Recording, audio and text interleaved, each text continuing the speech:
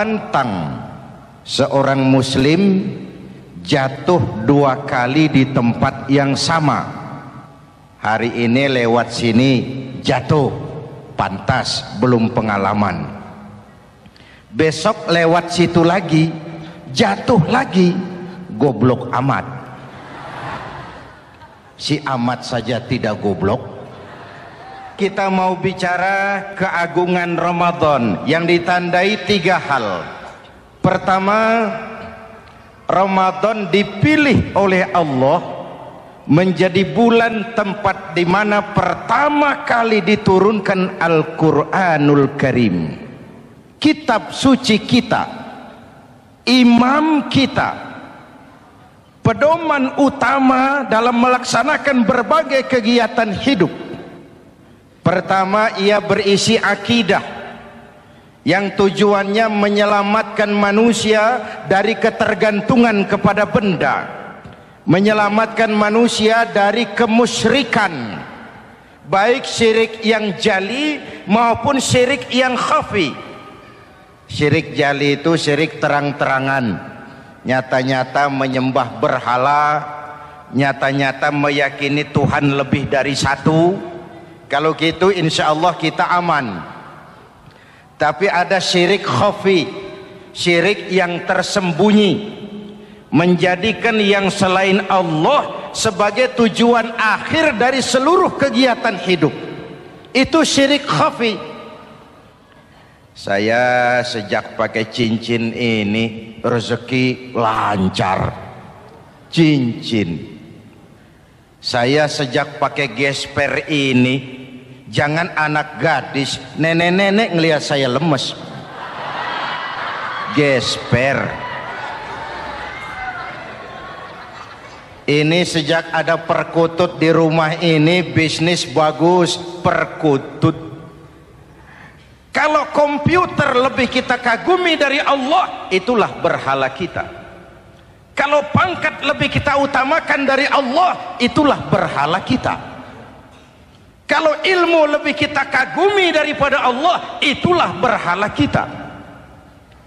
Quran membebaskan manusia dari ketergantungan kepada benda, membersihkan keyakinan, meluruskan tauhid dengan konsep akidah. Lalu sisi yang kedua, syariat untuk mengatur kehidupan sesama manusia. Selama ini kalau mendengar syariat yang terbayang oleh kita kan yang serem-serem, dan memang diopinikan sedemikian rupa. Padahal watak syariat itu pertama, al-musawat bainan nas fi takalifil ahkam. Ini watak syariat Islam. Semua manusia sama dalam berhadapan dengan hukum Allah. Semua manusia sama. Bukankah ini yang kita perjuangkan dengan tuntutan keadilan? Supaya di republik ini jangan ada warga negara kelas 1. Supaya di republik ini jangan ada yang kebal hukum. Supaya di republik ini hukum jangan seperti pisau, tajam ke bawah tapi tumpul ke atas. Syariat mengajarkan al-musawat bainan nas fi takalifil ahkam. Semua manusia sama dalam berhadapan dengan hukum Allah. Ketika mengajarkan orang beramal, Rasulullah kepada putri kesayangan beliau sendiri berkata, "I'mali ya Fatimah, i'mali fa inni la ughni anki minallahi syai'a." Fatimah, beramal kau. Fatimah sholat, Fatimah puasa, Fatimah haji. Kalau kau tidak beramal, aku ayahmu Rasulullah tidak akan sanggup membelamu di akhirat nanti. Inilah watak syariat. Tidak mentang-mentang anak kesayangan lalu ada jaminan, sudah Fat, kamu nggak sholat nggak apa-apa, nanti di akhirat ada papi. Tidak. Semua manusia sama dalam berhadapan dengan hukum. Andai kata Fatimah putri Muhammad mencuri, tidak usah orang lain, Muhammad sendiri yang akan memotong tangannya. Bukankah keadilan macam ini yang kita harapkan? Cuma sayang selama ini banyak kita mengenal Islam seperti orang buta kenal gajah. Ada 3 orang buta dilepas ke kebun binatang, disuruh kenal gajah. Saya yakin laporannya lain-lain. Orang buta pertama bilang, "Pak, gajah tipis lebar kayak kipas." Kenapa? Dia baru pegang telinganya. Orang buta kedua ngotot, "Goblok itu, Pak.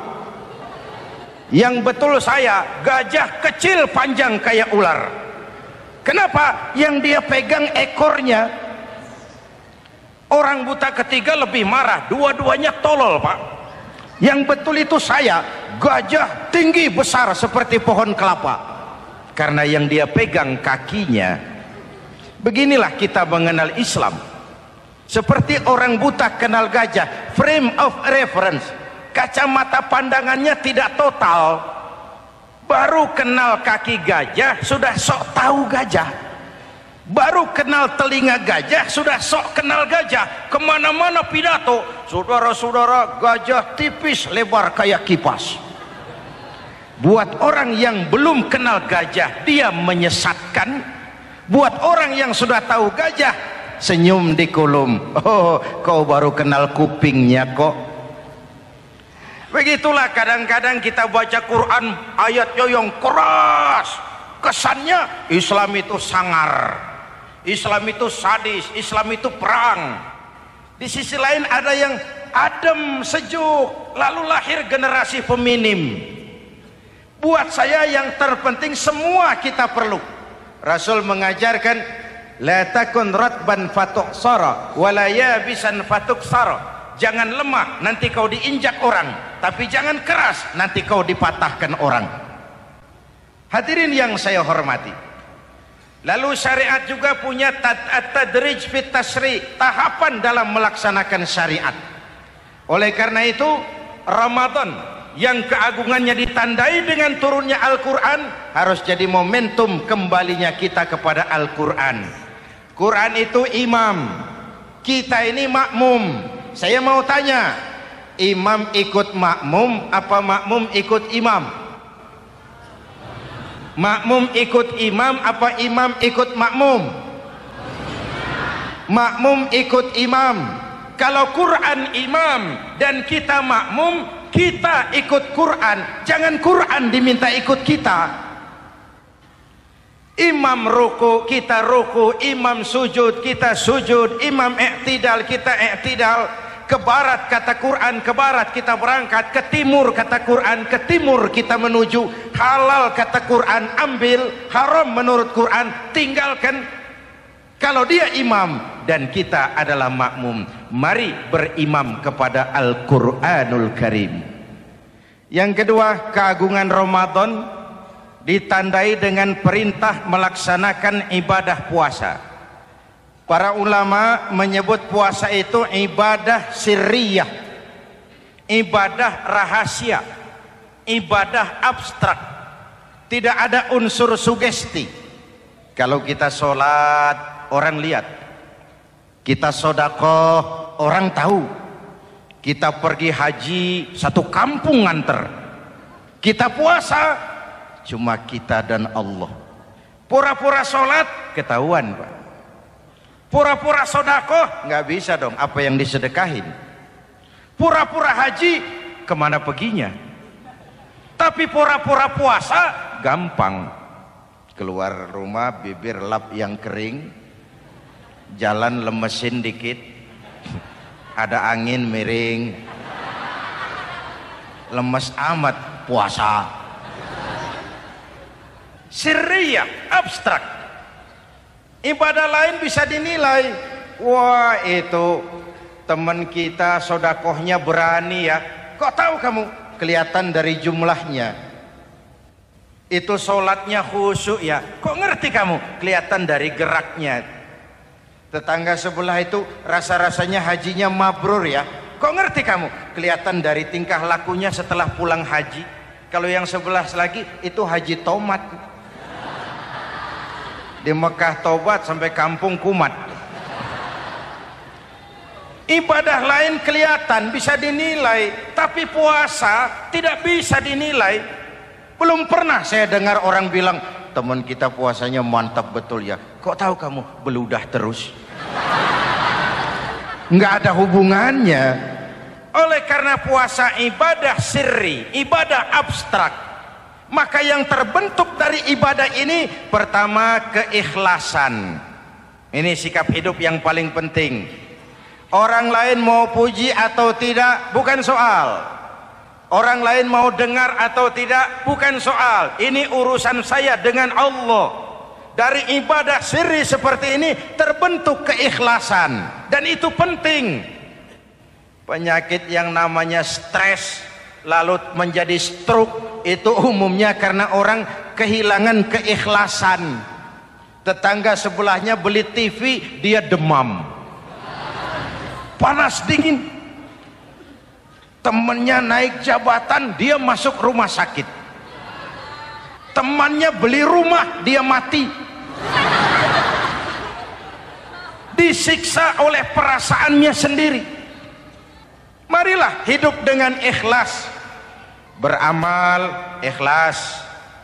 Saya menyantuni yatim bukan karena disorot TV, bukan karena masuk majalah, bukan karena dimuat koran, karena Allah.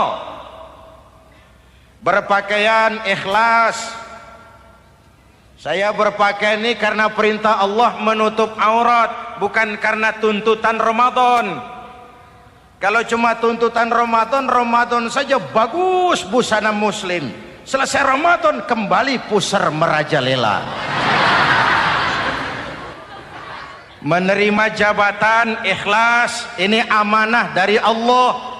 Jabatan adalah alat untuk mengabdi, bukan cuma alat yang melahirkan kekuasaan dan fasilitas. Kalau kekuasaan dianggap sebagai fasilitas dan kekuasaan, maka yang lahir tentu akhirnya maling-maling baru, yang lahir rampok-rampok baru, yang dikuras ya harta negara. Hadirin yang saya hormati, ikhlas menerima jabatan dengan keyakinan ini amanah Allah, amanah akan dimintakan pertanggungan jawab. Ini alat untuk berbuat baik, ini alat untuk mengabdi. Kalau cuma digambarkan kekuasaan jabatan sebagai kekuasaan dan fasilitas, itu yang lalu banyak melahirkan rampok-rampok baru. Betul? Iya, kalau jabatan kan gajiannya jelas. Menteri gajinya jelas, anggota DPR gajinya jelas, presiden, wakil presiden gajinya jelas.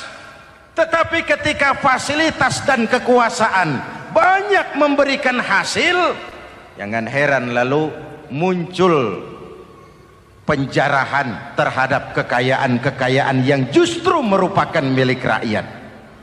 Ikhlas dalam menerima jabatan, ikhlas dalam berbuat, ikhlas dalam beramal. Lalu yang kedua, jujur. Tadi siang saudara sholat zuhur apa tidak? Sholat. Yang sholat? Ya enggak, ya enggak. Sebelum sholat zuhur kan saudara berwudu.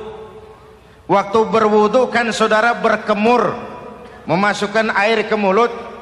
Umpama waktu berkemur saudara korupsi, dikit saja airnya saudara minum, jangankan hansip, jangankan satpam, jangankan polisi, teman sebelah pun tidak tahu kalau waktu berkemur kita korupsi. Kenapa kita tidak mau melakukan itu? Ada rasa malu kepada Allah. Alangkah positifnya kalau ini diterjemahkan dalam kehidupan. Sekarang kan kita berpikirnya Allah ditekan. Kamu korupsi ya? Iya, Tuhan kan tahu. Biarin, Tuhan mah tahu, nggak ribut. Nggak ribut katanya. Tapi kalau orang, 3 orang saja tahu, geger kantor. Bayangin, Tuhan aja ditekan, Tuhan diintimidasi, apalagi orang lain.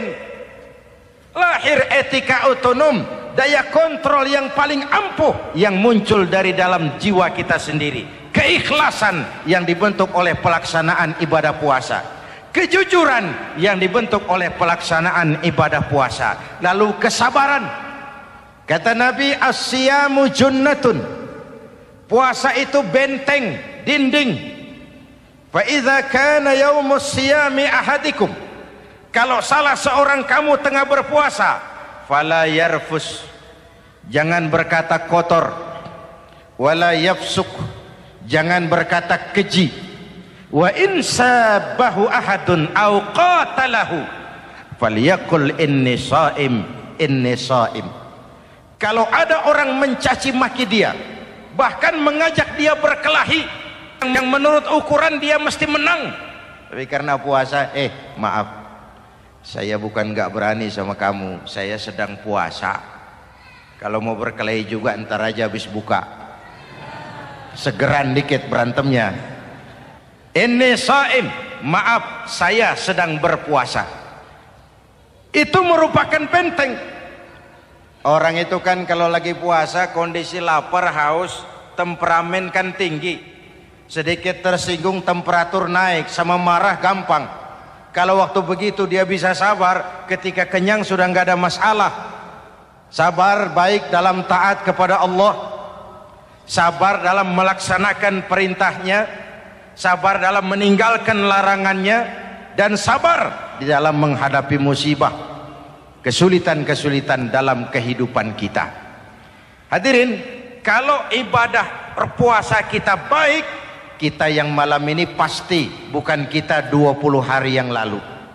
Kita yang malam ini, kita yang sudah ditempa oleh penggojologan Ramadan, ditempa oleh kawah candra di mukanya Ramadan, sehingga membias dalam pembentukan pribadi. Setiap ibadah yang dikerjakan dengan benar pasti punya dampak positif dalam meluruskan moral orang yang melaksanakan ibadah itu sendiri. Jangan sampai terjebak kepada rutinitas ritual.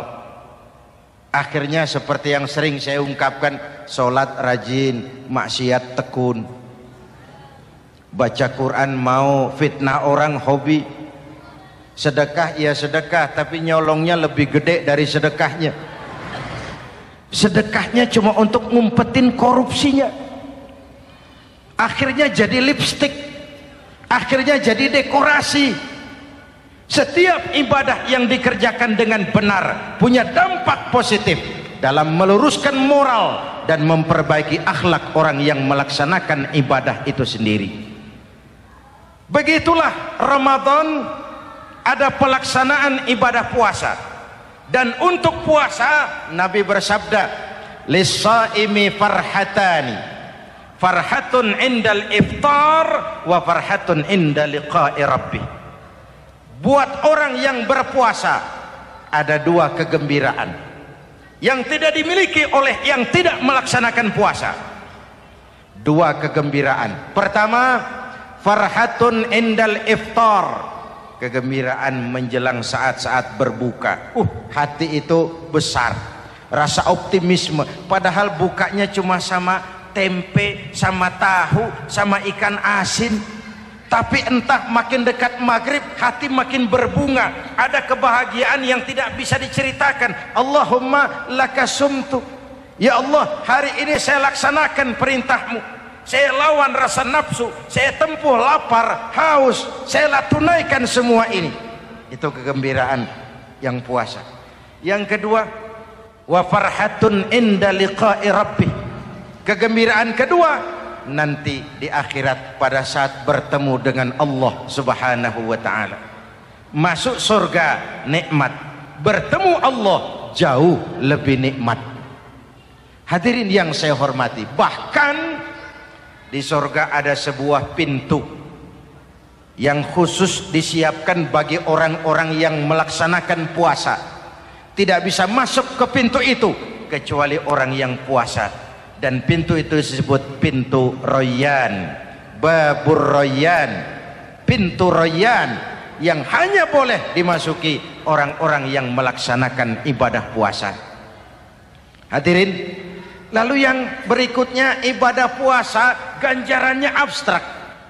Kalau ibadah lain kita bisa lihat itu, sholat berjamaah pahalanya begini, Haji kalau mabrur pahalanya begitu, sodakoh pahalanya begini.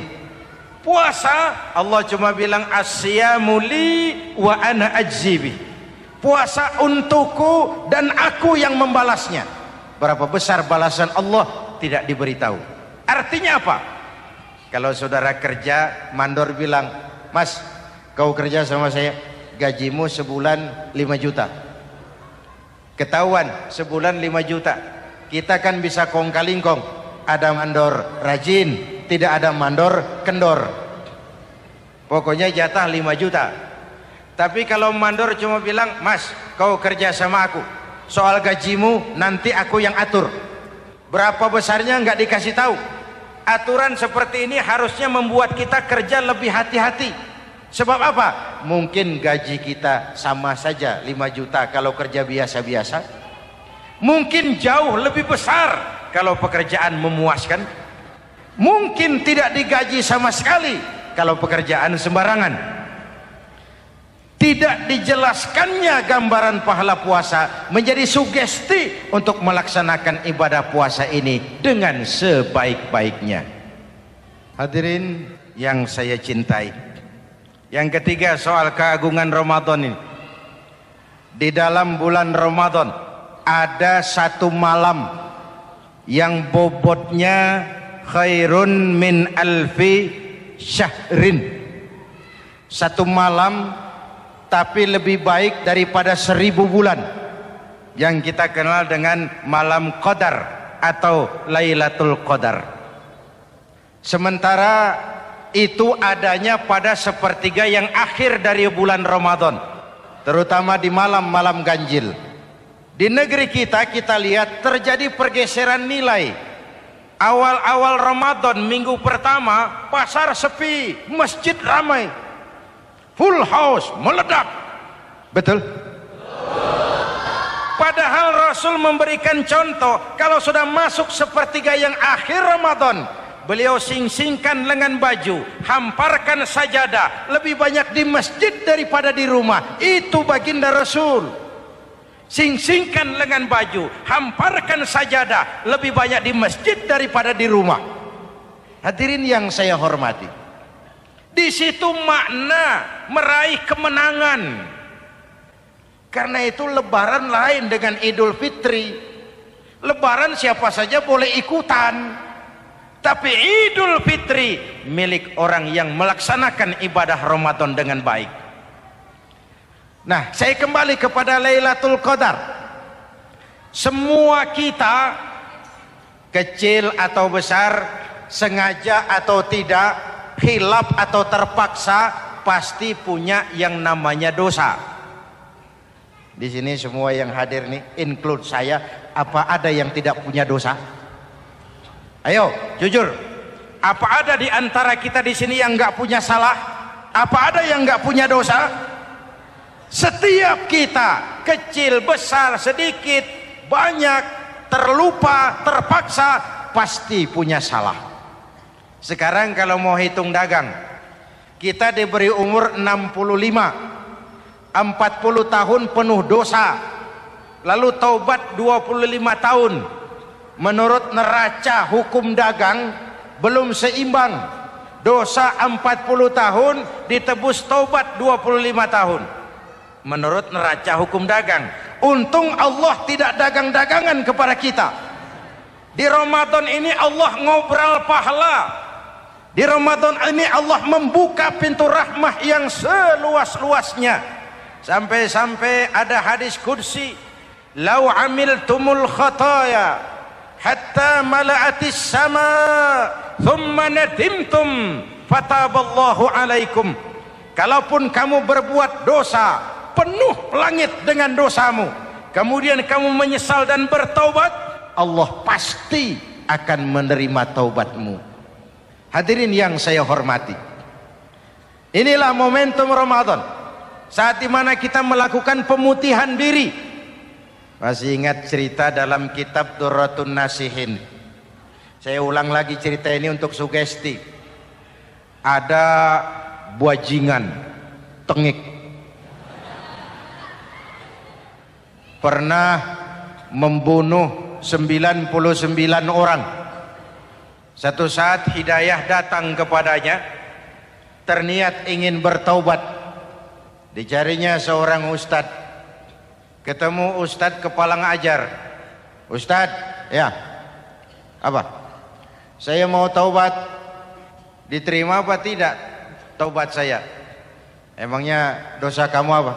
Saya pernah membunuh 99 orang Ustadz. Ustadznya melotot. Wih, banyak amat. Nggak segampang itu nyawa hak prerogatif Allah. Cuma Allah yang berhak ngambil. Membunuh tanpa alasan yang benar, dosa besar. Dosamu kelewat banyak mas. Nggak bisa. Dia ponis lebih dulu kayak surga milik bapak moyangnya. Ini preman kita pikir ini ustadz saya niat baik-baik kok ngomongnya nggak enak. Nah, daripada 99 tanggung. Saya lempengin aja nih urusan dah. Dibabat lagi ustadz. Tamat. Selesai. Pas. Cepet. Niat taubatnya masih terus. Dia mengembara sampai ketemu seorang ustadz yang bijak. Waalaikumsalam ustadz. Assalam. Ada apa? Ustadz saya mau taubat, diterima apa enggak sih? Oh, sebelum mentari terbit dari sebelah barat, sebelum nafasmu sampai di tenggorokan, Allah akan menerima taubatmu. Boleh jadi dosamu besar, tapi ampunan Allah lebih besar dari dosamu. Begitu Ustaz. Iya. Cuman ngomong-ngomong dosamu apa sih? Ustaz, saya sih tadinya cuma bunuh 99 orang. Terus ada Ustaz ngomongnya nggak enak. Jadi saya cukupin 100. Oh, taubatmu diterima asal benar-benar. Cuma begini saja, kampungmu kampung brengsek tuh, lingkunganmu nggak sehat.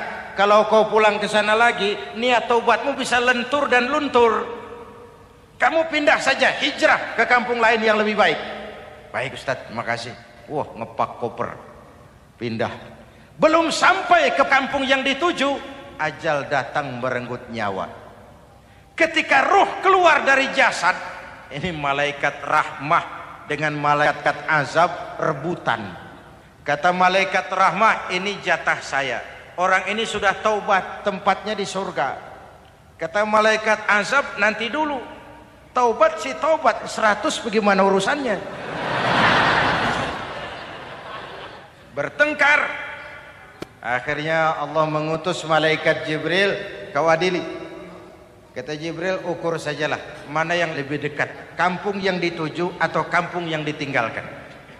Ketika diukur, kampung yang dituju lebih dekat dari kampung yang ditinggalkan. Kata Jibril, dia jatah malaikat rahmah, taubatnya diterima Allah. Nah, kalau mendengar riwayat seperti ini, jangan diartikan bahwa untuk taubat mesti membunuh 100 orang. Ini harus diartikan bagaimanapun besar dosa dan kesalahan yang kita lakukan, jangan putus asa dari rahmat Allah. Sebaliknya, bagaimanapun banyak kebaikan yang kita kerjakan, jangan puas hati dan sombong diri. Kita belum tahu akhir perjalanan hidup ini. Kita hanya berbuat dan berbuat. Kepastian itu haknya Allah. Ada yang masuk neraka karena menyiksa kucing. Ada yang masuk surga walaupun sudah membunuh 100 orang. Bahkan kalau nanti saudara di surga ketemu orang-orang soleh, saudara nggak usah kaget, itu memang tempatnya di surga.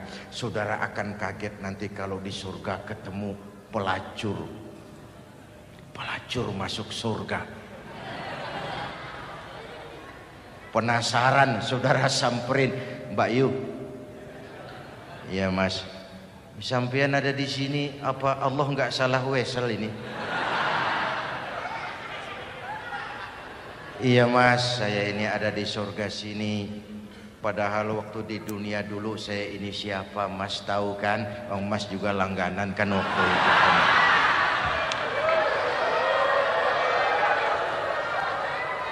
Tapi terus terang saja Mas, waktu di dunia itu saya terpaksa betul. Sejak lahir saya sudah yatim piatu. Sejak kecil sudah yatim piatu. Ada tetangga saya muslim sedikit kaya, tapi pelitnya 17 setan. Akhirnya demi tuntutan perut saya merantau ke kota besar. Ada yang nolong, katanya kerjanya ringan, uangnya lumayan. Apa? Yaitu demi sesuap nasi saya lakoni. Satu malam saya lagi berangkat dagang lewat Masjid Baitul Ihsan. Ada ceramah.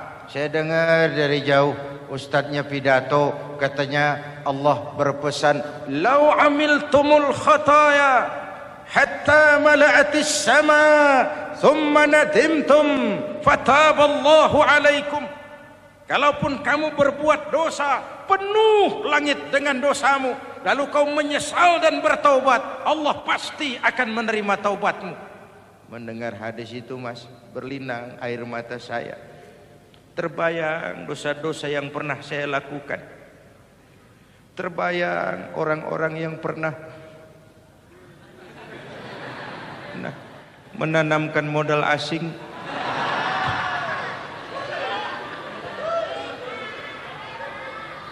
Dikala itu hidayah datang, saya niat taubat pulang kampung Mas, mudik. Lagi ngepak koper mau mudik, tamu datang, saya bilang mulai malam ini saya berhenti dagang. Taubat saya sebenar-benarnya, taubat saya diterima Allah, walaupun mampir dulu, transit dulu di tempat lain, akhirnya saya sampai juga ke sini. Inilah Ramadan. Orang baik bukan orang yang tidak pernah salah, karena tidak ada orang yang tidak pernah salah. Orang baik kalau dia berbuat salah, dia segera sadar, dijadikannya sebagai pelajaran untuk tidak diulanginya lagi di masa yang akan datang. Maka Nabi berpesan, tuba liman syaghalahu aibuhu an uyubin nas. Beruntung benar orang yang kekurangan dirinya menyebabkan dia sibuk sampai tidak sempat mencari-cari kekurangan orang lain.